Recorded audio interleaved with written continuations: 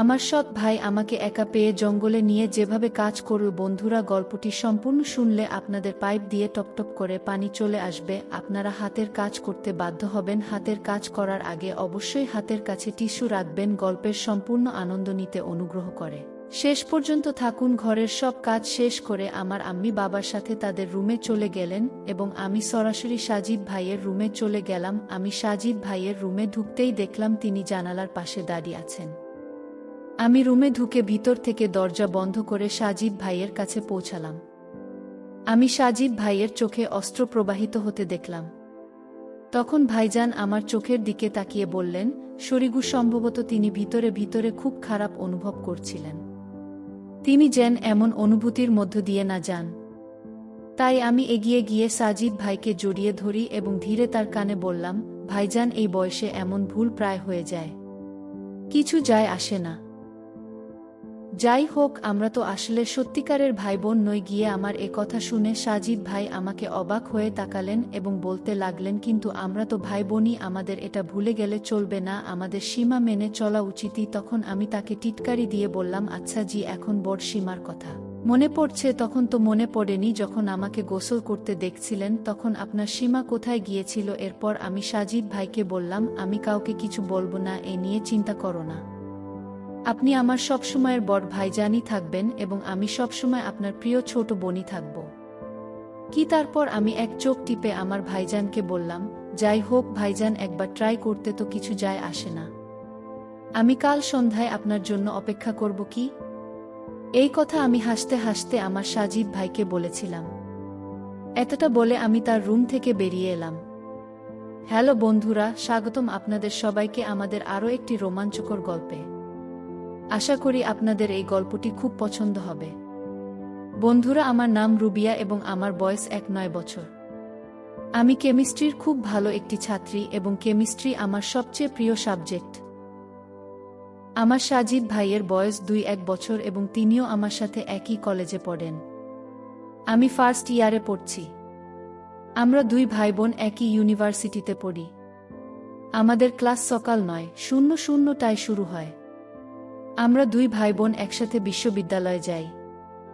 আম্মি পাপা আমাদের যাতায়াতের সুবিধার জন্য একটি মোটরসাইকেল কিনে দিয়েছেন। ভাইজান মোটরসাইকেল চালান আর আমি সাজিদ ভাইয়ের পিছনে বসে বিশ্ববিদ্যালয়ে যাই। বন্ধুরা, সাজিদ ভাই আমার সৎ ভাই। আমার নিজের পাপার মৃত্যুর পর আমার আম্মি সাজিদ ভাইয়ের পাপাকে বিয়ে করেছিলেন, তাই সে আমার সৎ ভাই। বন্ধুরা, আমি জানতাম না যে আমার সৎ ভাইয়ের সাথে এমন কিছু করার সুযোগ পাব। আমার আম্মি পাপা দুজনেই সরকারি চাকরি করেন, তাই তারা প্রতিদিন সকাল 8টায় অফিসে চলে যান। আম্মি পাপা অফিসে যাওয়ার পর আমি আর আমার ভাইজান গোসল করে প্রস্তুত হয়ে বিশ্ববিদ্যালয়ে চলে যাই। আমাদের বাড়িতে একটি কমন বাথরুম আছে, তাই প্রথমে আমি গোসল করে প্রস্তুত হই। তারপর আমার ভাইজান গোসল করেন।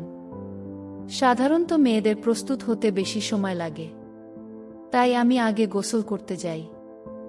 আমরা দুই ভাই বোন বিশ্ববিদ্যালয়ে চলে গেলে বাড়িতে তালা লাগানো থাকত। বাড়ির গেটের চাবি সবার কাছে থাকে। আমি আর আমার ভাইজান ক্লাস শেষ করে সন্ধ্যার দিকে 5টার কাছাকাছি বাড়ি ফিরি। সন্ধ্যায় আমি পাপাও বাড়ি চলে আসেন। এভাবেই আমি প্রতিদিন একটি নির্দিষ্ট রুটিন অনুসরণ করতাম। কিন্তু একটি ঘটনা আমার জীবন সম্পূর্ণ বদলে দিল। এটা দুর্ঘটনাবশ্য ছিল নাকি ইচ্ছাকৃত তা বলা মুশকিল। প্রতিদিনের মতোই আম্মি পাপা ভাইজান আর আমি একসাথে নাস্তা করলাম। আমার পাপা আর আম্মি প্রস্তুত হয়ে অফিসে চলে গেলেন। কিছুক্ষণ পর আমি গোসল করতে বাথরুমে ঢুকলাম আর দরজা বন্ধ করলাম। সেই দিন আমি বাথরুমের দরজা বন্ধ ছিল। এরপর আমি আমার জামাকাপড় খুলে পাশে রাখতে যাচ্ছিলাম। তখন আমি বাথরুমের দরজার নিচে একটি ছায়া অনুভব করলাম।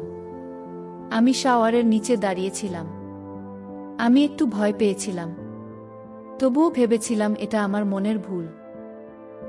কিন্তু মুখে সাবান লাগানোর সময় আমি দেখলাম বাথরুমের দরজার নিচে একটি ছায়া ঘুরছে। আমার মনে হতে লাগলো কেউ দরজা দিয়ে আমাকে গোসল করতে দেখছে। কিন্তু সেই সময় বাড়িতে আমি আর সাজিদ ভাইজান ছাড়া কেউ ছিল না। তাহলে কি সাজিদ ভাইজান আমাকে গোসল করতে দেখছিলেন? হয়তো আলোর কারণে কোনো ছায়া দেখা যাচ্ছিল, তাই আমি এই খারাপ চিন্তা মাথা থেকে ঝেড়ে ফেললাম। শাওয়ার চালু করে গোসল ছেড়ে বেরিয়ে এলাম আর জামা কাপড় পরলাম। যখন আমি দোপাট্টা উঠালাম, আমি দরজার নিচে ছায়াটিকে যেতে দেখলাম। তখন আমার সন্দেহ আরও গভীর হলো। আমি গোসল ছেড়ে আমার রুমে চলে এলাম আর প্রস্তুত হতে লাগলাম। এর কিছুক্ষণ পর সাজিদ ভাইজান প্রস্তুত হয়ে আমাকে বিশ্ববিদ্যালয় নিয়ে যেতে ডাকলেন।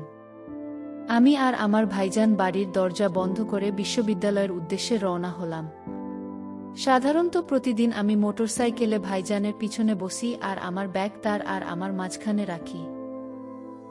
কিন্তু সেই দিন আমি আমার ব্যাগ আমার পিছনে রেখেছিলাম। হয়তো আমি সেই দিন এক অন্য জগতে হারিয়ে গিয়েছিলাম। সেই দিনের অনুভূতি এতটাই ভালো ছিল যে তা কথায় বর্ণনা করা যায় না। পরের দিন সকালে আমি ভাবতে লাগলাম কিভাবে বিশ্বাস করব যে সাজিদ ভাই আমাকে বাথরুমের দরজা দিয়ে গোসল করতে দেখেছিলেন কিনা। অনেক ভেবেচিন্তে আমার মাথায় একটি আইডিয়া এল। আম্মি পাপা অফিসে যাওয়ার পর আমি আমার মোবাইলের ক্যামেরায় ভিডিও রেকর্ডিং চালু করে বাথরুমের বাইরে এমন এমন জায়গা রেখে দিলাম যেখানে কেউ যদি দরজা দিয়ে আমাকে গোসল করতে দেখে তাহলে তার রেকর্ডিং হয়ে যাবে। ক্যামেরা রেখে আমি বাথরুমে গেলাম আর দরজা ভেতর থেকে বন্ধ করলাম। দরজার দিকে তাকাতেই আমি আবার একটি ছায়া দেখতে পেলাম। ছায়া দেখেই আমি বুঝে গেলাম যে কেউ হোক না কেন সে ক্যামেরায় ধরা পড়েছে। এভাবেই আমি গোসল করলাম। গোসল শেষে আমি বাথরুম থেকে বেরিয়ে এসে মোবাইল ফোন নিয়ে আমার রুমে চলে গেলাম। ভিডিওটি শুরু করে দেখলাম আমি বাথরুমে ঢোকার পর দরজা বন্ধ করেছি। আর কিছুক্ষণ পর আমি যা দেখলাম তাতে আমার বিশ্বাস হচ্ছিল না। আমি ভাবছিলাম এ কিভাবে সম্ভব। এরপর আমি আর সাজিদ ভাই বিশ্ববিদ্যালয়ের উদ্দেশ্যে রওনা হলাম। আমি সাজিদ ভাইকে মোটরসাইকেলের পিছন থেকে জড়িয়ে ধরে ভাবছিলাম ভাইজানকে ভিডিওটি কিভাবে দেখাব। তখন সাজিদ ভাই বললেন, বাইকে ভয় পাচ্ছ নাকি? আমি বললাম, না ভাইজান। খুব। ভাইজান বললেন, তাহলে এত জোরে আমাকে ধরে রেখেছ কেন? তখন আমি সাজিদ ভাইকে বললাম, জানি না ভাইজান, আজ আমার খুব ভয় লাগছে। দুপুরে আমি বাড়ি ফিরলাম। সারাদিন আমার মাথা এদিক ওদিক ঘুরছিল। আমি বুঝতে পারছিলাম না কিভাবে আমি সাজিদ ভাইকে এই ভিডিওটি দেখাব। রাত প্রায় 1:00টার দিকে আমি বিছানায় শুয়ে এপাশ পাশ করছিলাম। আমার একদম ঘুম আসছিল না। তখন আমি আমার ভিডিওটি চালু করলাম এবং আবার দেখতে শুরু করলাম। হৃদয়ে অনেক সাহস করে আমি আমার ভিডিওটি সাজিদ ভাইয়ের মোবাইলে পাঠিয়ে দিলাম।